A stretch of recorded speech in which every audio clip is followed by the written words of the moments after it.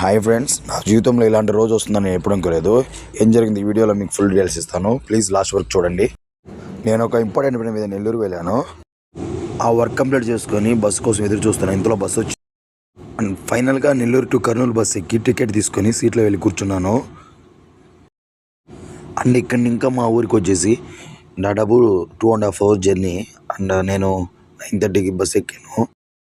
అంటే ఫైనల్గా bus driver అయితే నేను దిగాను స్టాప్ కాకుండా ఒక టీ షాప్ దగ్గర తీసుకొచ్చేసి నన్ను ఆపేశాడు.